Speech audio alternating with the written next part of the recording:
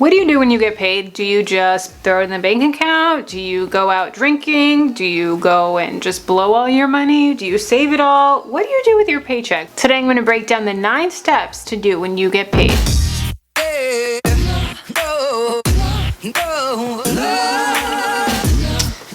Apparently Piper's taken over the video, so let's talk what to do when you get paid. Hey friends, welcome to Freedom in a Budget. I'm Kelly. My channel is all about living life well in a budget, and budget doesn't have to be constricting, let you not do anything. No, they give you freedom. So today we're gonna talk about what to do when you get paid. What steps do you take? You know, so many people just get their paycheck, they either cash it, throw it in the bank, they have direct deposit. What are you doing with your paycheck? There's so many important things to do that you may not think about. So we're gonna start first with your 401k. Now this is something that you are doing before you even get your paycheck. Your 401k should automatically be taken out of your paycheck. And so you are being proactive in your retirement and saving for the future. If you haven't already, I do have a video on how to analyze your 401k. It's a free tool. It's amazing that you can go and put in your information. It links to your Fidelity, it links to your John Hancock, whatever it is. It's super trusted. I have a video on how I did it myself in my own personal 401k live. It was really cool. And it shows you if you're overpaying in fees. It shows you if you're too high in stocks and bonds, or if you're gonna hit your goals. You put in there when you wanna retire, if you wanna be aggressive, if you want to be a little bit more conservative with your investing, whatever it may be, and then it'll break down and tell you exactly what to do. It's so cool. So I'll have that link down below for you guys. It's called Bloom. It's amazing. But having your 401k set up coming out of your paycheck before you even see it, just like your taxes are coming out of your paycheck before you even see it, before you even get it, there's nothing that you can do about the taxes. There's nothing that you can do about the 401k.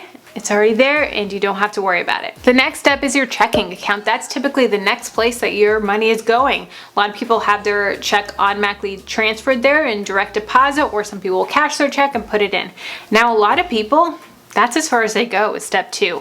They don't get all the way to step 9. They're stopping at step 2. So we want to make sure that you can get as far into these steps as you can. Some of them you may only get to steps 3 or 4. Some of them you may get to 7 or 8, and some you may already get to 9, which is awesome.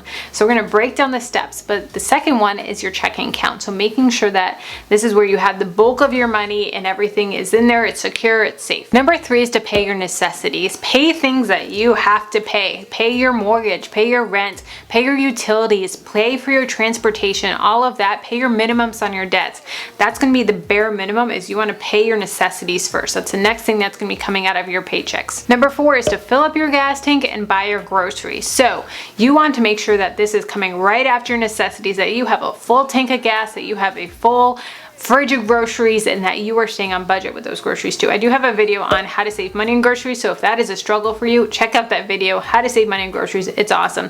But you want to make sure that you're doing this when you first get your paycheck, so that it's not at the end after you've done all these other fun things and then you have to put them on credit cards. No, you don't want to be putting them on credit cards. Guys, do you understand that when you are putting things in credit cards, we're going to go on a rant right now. For every $1,000, you're paying like $220, $250, depending on your interest rate. That is crazy. Like, do you understand that when you are maxing out your credit cards, or not even maxing out, but when you're paying the minimums on them? That is why it's so important that if you're going to use credit cards, pay them off. End rant. Okay, we're done. Number 5 is an emergency fund. It's so important to pay yourself first, have an emergency. A lot of people recommend $1,000 for an emergency fund. I personally recommend 1 month's worth of expenses in the beginning. So work towards getting 1 month's worth of expenses. I personally keep that in a high yield savings account. I recommend CIT Bank, FDIC insured. They're awesome, awesome, awesome. I love them. I'll have a link for you guys down below in the description box. But have your emergency fund separate from your checking account. You want it in a separate account so that it's not easy to just dip into. You want a little bit of a distance there. You want accessible, but not too easy. So you want a separate account, separate savings account that it's going to grow interest. When you're in debt, interest is your worst enemy.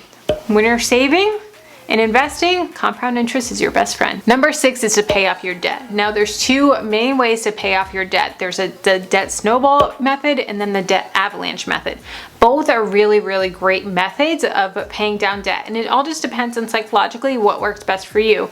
Just having small wins and paying off debt quickly, you know, your small debts, paying them off quickly, keep you motivated, or seeing the numbers. And with the debt avalanche of paying those high interest credit cards off and those high interest debts off first. What motivates you? I have a full video breakdown of both methods and kind of helps you dig into and decide which one is going to be best for you and your family. So paying off debt is so important, and really just getting that debt out of there. I hate debt. Hate debt.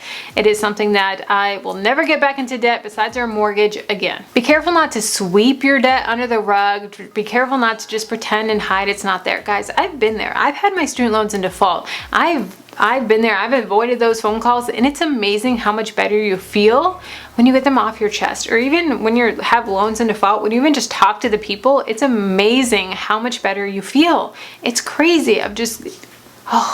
They really aren't that bad. They really aren't that nasty on the phones when you talk to them and you have collections calling you and all that stuff. So don't sweep them under the rug.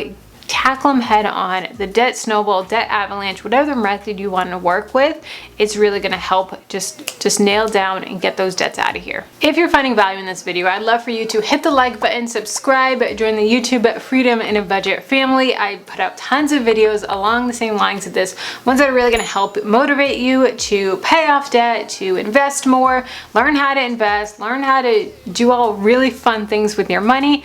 And I would just love for you to join the family. Also, share this video if you think that it's going to help someone. Share this video, someone that maybe living paycheck to paycheck and really just needs that encouragement, needs to learn what to do with their money, how to begin, how to start. This would be the great video for them just to get started. Next, after the debt is paid off, I want you to start building up an emergency fund, a big emergency of 6 months to a year. Guys, the recession's here. It's coming. It's bad, especially with that beer sickness, the one with the word that I can't say or I'll get demonetized, but it's crazy. It's scary. Jamie's job, it's in jeopardy. He does live production. They've already canceled 10 shows.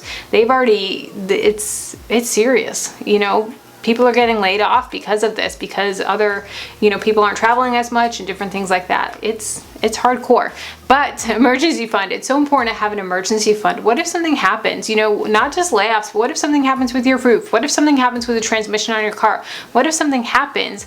Then you have that emergency fund to lay back on, and you have that emergency fund to not have to put things on credit cards and not have to go into debt for something that happens. And having that in a high yield savings account, that's really going to help you just to make money while it's just sitting there. And a lot of people don't like it just sitting there, and it could be doing better in the market. Yes, I understand that.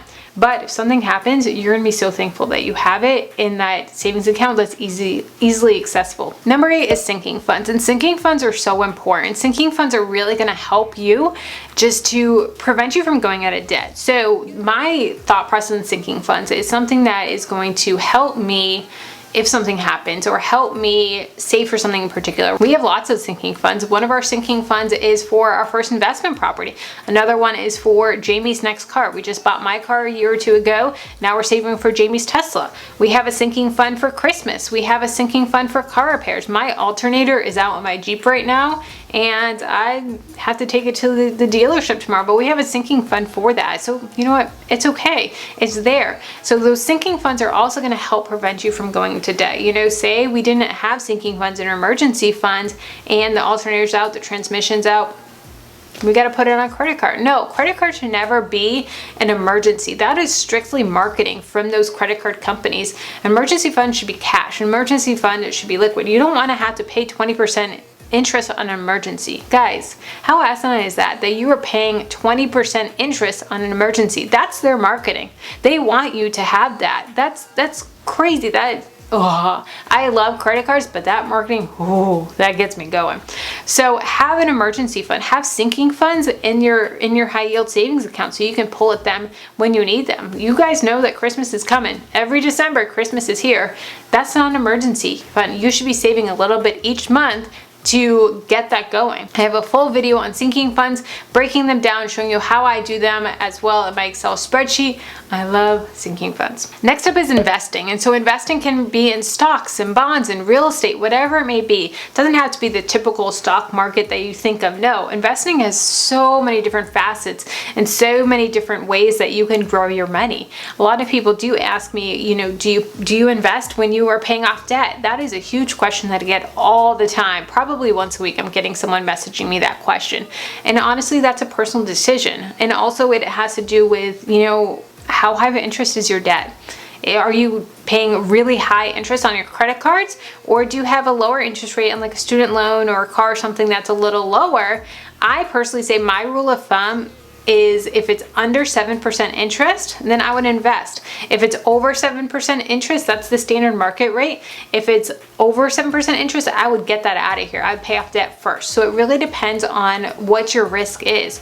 Also, you know, what do you have at the end of the month? Do you have extra money to throw at investing? Do you have extra money to throw at debt? Maybe split it 50-50. Put half of the extra money, you have $200 left at the end of the month, put $100 towards your debt, $100 towards your investments. It doesn't have to be all or nothing, but getting to that point where you are investing more, and then when you're debt free, whoo girl, think about the money you can throw at investing. It is going to be an amazing, amazing game changer. We put a lot of money towards our investments every month, and that makes me so happy. I love seeing it. Even with this market crash right now that we're having, I'm going shopping. I am buying in all these different companies that I never would have before, you know, because the market is low, so the stocks are really cheap, which is really great. So as you're watching this, if you are in those lower steps, you know, your steps 1, 2, and 3, and you're wanting to get to investing, you're wanting to get to all this stuff, but you don't have the money, what do? I really recommend getting a side hustle. I recommend seeing if you can get higher raises at your job. Ask for raises, ask for overtime. What can you do to grow your income? It's not all about just cutting your expenses to bare minimum. You can only cut your expenses so much, but the amount that you can grow your income is indefinite. You can grow it as much as you want. You can grow as much as you hustle. You can grow it as much as you educate yourself. So growing your income is so important. I have a whole playlist on side hustles, how to grow your income. I'm going to have that linked up next for you guys. So watch those. Watch how you can grow your income. Side hustles are amazing. I love me some side hustles. So I'll see you in those videos.